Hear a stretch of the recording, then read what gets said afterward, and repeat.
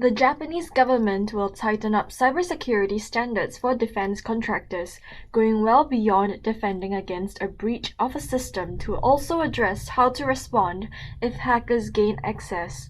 The new benchmarks are based on the cybersecurity guidelines adopted by the U.S. National Institute of Standards and Technology (NIST), the Acquisition, Technology and Logistics Agency (ATLA), part of the Japan's Defense Ministry, has made cybersecurity protection a requirement for submitting winning bids. Currently, however, they mostly call for identifying and defending effectively against cyber attacks, and the evolving sophistication of hackers has made it increasingly difficult to avoid being compromised.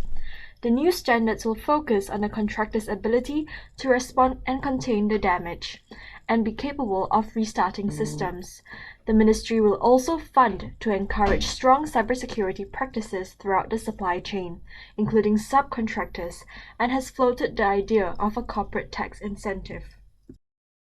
Cyber threats against the construction, engineering, and infrastructure sections of Southeast Asia continue to rise as businesses keep growing and embrace new technologies as well as digital ways of working, according to Global Advocate Software Alliance, also known as BSA. It said these industries face various cybersecurity risks from data breaches and phishing attempts to ransomware attacks that can cost them billions of dollars. It said on top of that, widespread use of unlicensed design software in these industries is risky, as it makes them extremely vulnerable.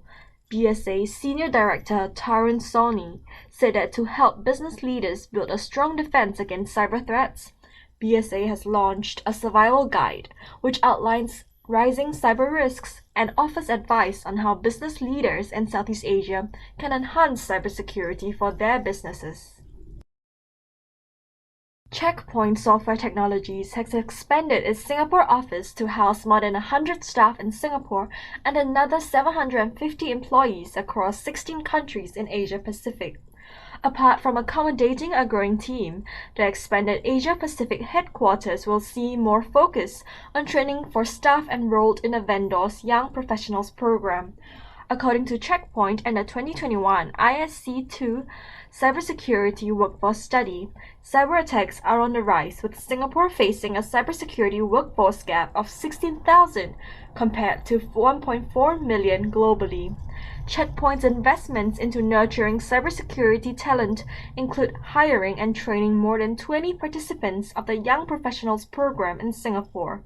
The initiative is open to working adults with less than 5 years of work experience who are interested in pursuing a career in cybersecurity, with a mentor assigned to each participant as part of the training.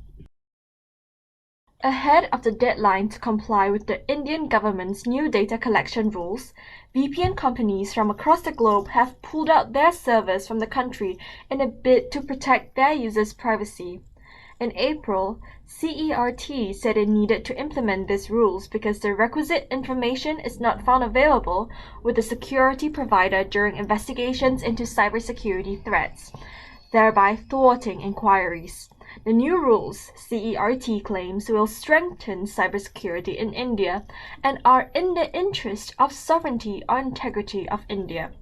VPN companies and privacy experts believe this move impacts user privacy and freedom of speech, and defeats the sole purpose of using VPNs, which encrypt users' internet activity and mask their locations and identities.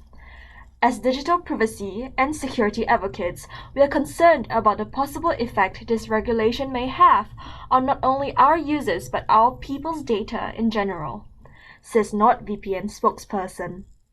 Last year, India became the country with the highest rate of growth in the use of VPN services worldwide. The government defended its rules, saying it will not violate users' privacy, as information will be sought only on a case-by-case basis.